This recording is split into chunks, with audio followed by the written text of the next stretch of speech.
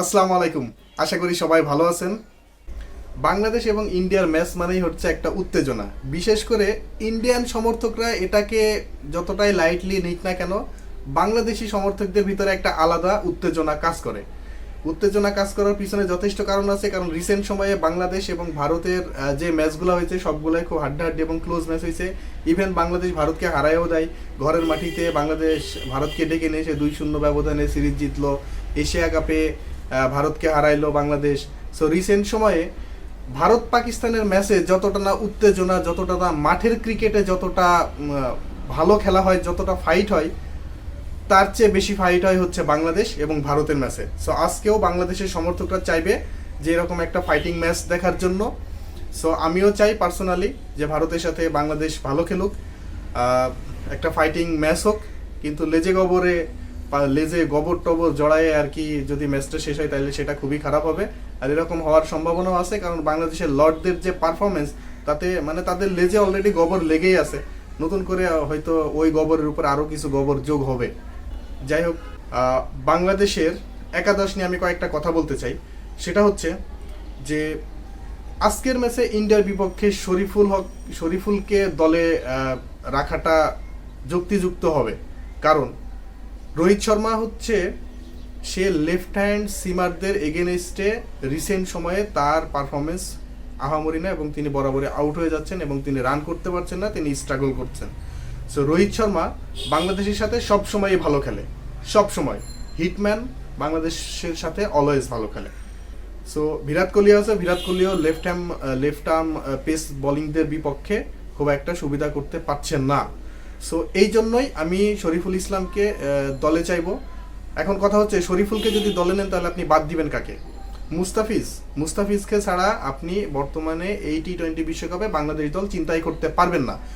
আর এটা যদি আইপিএল এর আগে হইতো তাহলে আপনি বলতেন, এক বাক্যে বলতেন যে মুস্তাফিজকে ড্রপ করে শরীফুলকে খেলানো হোক, কারণ দুইজনই লেফট আর্ম সিমার। এখন কথা হচ্ছে, মুস্তাফিজকে তো আপনি বাদ দিতে পারতেছেন না, তাহলে আপনি কাকে বাদ দিবেন? তানজিম সাকিব শরীফুলের ইনজুরি হওয়ার পরে এই ওয়ার্ল্ড কাপে এখন পর্যন্ত তানজিম সাকিব বাংলাদেশের হাইয়েস্ট উইকেট টেকার এবং টপ 5 উইকেট টেকারের একজন। সো আপনি চাইলেও তানজিম সাকিবকে বাদ দিতে পারবেন না, এবং ম্যানেজমেন্ট মনে হয় না তানজিম সাকিবকে বাদ দিয়ে আবারও কোনো আলোচনার জন্ম দিতে, কারণ ম্যানেজমেন্ট চাইবে সেফ পজিশনে থাকতে, কারণ ম্যানেজমেন্টের অবস্থা এমনি ভালো না, টিম ম্যানেজমেন্টের বাংলাদেশ টিমের পারফরমেন্সও ভালো না। এখন কথা হচ্ছে, তাহলে বাকি থাকে একজন, তাসকিন আহমেদ। আপনি কি তাসকিন আহমেদকে বাদ দিবেন? এখন তাসকিন আহমেদকে আমি আমার পার্সোনাল মতামত হচ্ছে তাসকিনকে ড্রপ করে শরীফুলকে আজকে খেলানো দরকার, খেলানো উচিত, সেটা যুক্তি আগেই বলছি। কিন্তু এখন কথা, বাংলাদেশে তাসকিনের একটা সমর্থক গোষ্ঠী আছে, তারা এটাকে সহজভাবে নিবে না। আর টিম ম্যানেজমেন্ট যেহেতু ভাইস ক্যাপ্টেন, সো মনে হয় না টিম ম্যানেজমেন্টের তাসকিনকে বাদ দিবে। আচ্ছা, এখন পয়েন্ট নাম্বার 2, বিগত 10 বছরে ইন্ডিয়ান টিমে আপনি কখনোই, মানে বর্তমান সময়ে যত বেশি লেফট হ্যান্ড ব্যাটসম্যান আছে, বিগত 10 বছরে আপনি এতগুলো লেফট হ্যান্ড ব্যাটসম্যান ইন্ডিয়া টিমে আপনি কখনোই দেখেননি। Okay fine, left hand batsman আছে, তো এতে সমস্যা কি? হ্যাঁ, এতে সমস্যা হচ্ছে লেফট হ্যান্ড ব্যাটসম্যান যেহেতু 4 জন, ঋষভ পান্ত, শিবম ডুবে, রবীন্দ্র জাদেজা, প্যাটেল, এই 4 জন হচ্ছে লেফট হ্যান্ড ব্যাটসম্যান ইন্ডিয়ান মূল একাদশে। এই 4 জনই মূল একাদশে থাকবে। এখন এই 4 জন যেহেতু মূল একাদশে থাকতেছে, আর বাংলাদেশ সবসময় একটা জিনিস ফলো করে, সেটা হচ্ছে লেফট হ্যান্ড ব্যাটসম্যানদের এগেনস্টে বাংলাদেশ সবসময় একজন রাইট হ্যান্ড অফ স্পিনারকে খেলায়। এটা সবসময় বরাবরই বাংলাদেশ, এটা এই থিওরিতেই বাংলাদেশ চলে আসছে। তো আজকের ম্যাচে শেখ মেহেদীকে একাদশে দরকার, কারণ শেখ মেহেদী যখন অফ স্পিন বল করবে, সেটা লেফট হ্যান্ড ব্যাটসম্যানদের জন্য সেটা লেগ স্পিন হয়ে যাবে। আর লেগ স্পিন খেলা হচ্ছে বরাবরই, সে আপনি রাইট হ্যান্ড ব্যাটসম্যান হন আর লেফট হ্যান্ড ব্যাটসম্যান হন, লেগ স্পিনারদের এগেনস্টে খেলা সবসময় চ্যালেঞ্জিং। আর শেখ মেহেদীর আরেকটা প্লাস পয়েন্ট হচ্ছে সে পাওয়ার প্লেতে বল করতে পারে। আপনি চাইলে তাকে পাওয়ার প্লেতেও 1 ওভার বল করে নিতে পারেন, 2 ওভার বল করে নিতে পারেন। সো এই জন্য আমি শেখ মেহেদীকে দলে চাইবো। এখন আসি ইন্ডিয়ার টিম নিয়ে। এখন ইন্ডিয়ান ব্যাটসম্যান নিয়ে আসলে বলার কিছু নাই। বিরাট কোহলি, রোহিত শর্মা, তারপরে ঋষভ পান্ত, শিবম ডুবে যারা আছে, সূর্যা কুমার যাদব যারা আছে ভাই, এরা সবাই টপ ক্লাস ব্যাটসম্যান, এবং এদের 6-7টা জেনুইন ব্যাটসম্যান।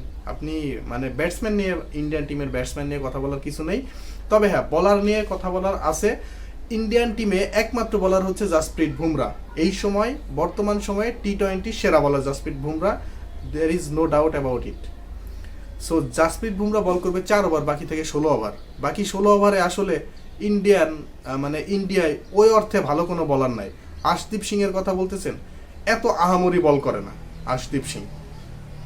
আর কি আছে, মোহাম্মদ সিরাজ ফর্মে নাই, আর মোহাম্মদ সিরাজও খুব আহামরি বল করে এরকমও না। সো ইন্ডিয়ার একটাই বলার আছে, সেটা হচ্ছে জাসপ্রীত বুমরা। জাসপ্রীত বুমরা 4টা ওভার একটু দেখে খেললেই হবে, আর বাকি বলারদের আপনাকে রিস্ক নিয়ে খেলতে হবে, চার্জ করতে হবে। আদারওয়াইজ আপনি ইন্ডিয়ার সাথে জিততে পারবেন না। আর যদি টসে জেতেন অথবা আগে ব্যাট করতে হয় বাংলাদেশের, তাহলে সেই ক্ষেত্রে 180 রানও ইন্ডিয়ার সামনে সেটা কম মনে হবে, কারণ ইন্ডিয়া সবসময় হচ্ছে চেজে দারুণ চেজ করে। চেজে আসলে আপনি ইন্ডিয়াকে যদি 200 রানও করেন ইন্ডিয়ার বিপক্ষে, ইন্ডিয়া 200 রান করার ক্ষমতাও ইন্ডিয়ার আছে। তারপরও যদি বাংলাদেশ আগে ব্যাট করে অ্যাটলিস্ট 180 রান করতে হবে ম্যাচটা জমানোর জন্য, হাড্ডাহাড্ডি একটা ম্যাচ হওয়ার জন্য এবং ফাইটিং দেওয়ার জন্য 180 রানের বিকল্প নেই। কিন্তু লাস্ট ম্যাচে বাংলাদেশ যেভাবে ব্যাট করছে, মানে কোনো রকম ইজ্জত বাঁচানোর জন্য অস্ট্রেলিয়ার বিপক্ষে দেখে দেখে ব্যাট করছে, এছাড়া আর কিছু বলার নেই। কারণ আপনি যখন সুপার 8-এ ম্যাচ খেলবেন এবং আপনার প্রতিপক্ষ যেখানে ইন্ডিয়া অস্ট্রেলিয়া, সেখানে আপনাকে চার্জ করে খেলতে হবে, এছাড়া আপনি জিততে পারবেন না এবং জিতার কথা কল্পনাও করতে পারবেন না। কারণ ইন্ডিয়া অস্ট্রেলিয়ার মতো টিমের এগেনস্টে 140-150 রান নাথিং, সিম্পলি নাথিং। তাদের এগেনস্টে অ্যাটলিস্ট 180 রান করতে হবে, 180 রান না করলে পরে আপনি জিততে পারবেন না। এখন দেখার বিষয়, সমস্যা হচ্ছে বাংলাদেশের লর্ড যারা, ব্যাটিংয়ের যারা লর্ড, তারা কিছুই করতেছে না, এখন পর্যন্ত আমরা দেখি নাই। সো কিছু বলার নেই লর্ডদের নিয়ে নতুন করে। এখন দেখার বিষয় আজকের ম্যাচে বাংলাদেশের লর্ডরা ইন্ডিয়ার বিপক্ষে কেমন করে। বাংলাদেশ যদিও বরাবরই ইন্ডিয়ার সাথে রিসেন্ট সময়ে বরাবরই ভালো খেলে, আজকেও একটা হাড্ডাহাড্ডি একটা লড়াইয়ের প্রত্যাশায় থাকবে বাংলাদেশের সমর্থকরা, ইভেন আমিও থাকবো। তবে ম্যাচটা জিততে হলে পারে জেতার কথা আসলে আমার মুখ দিয়ে আসতেছে না। ইন্ডিয়ার বিপক্ষে আসলে বাংলাদেশ জিতবে আইসিসি টুর্নামেন্টে, এটা আইসিসি টুর্নামেন্ট মানে তো ইন্ডিয়া তো আছেই, তার উপরে কিছু বাইরের কিছু ফ্যাক্ট আছে যেগুলা মাথায় নিয়ে ইন্ডিয়ার সাথে খেলতে হয় আইসিসি টুর্নামেন্টে। যাই হোক, দেখা যাক কি হয়।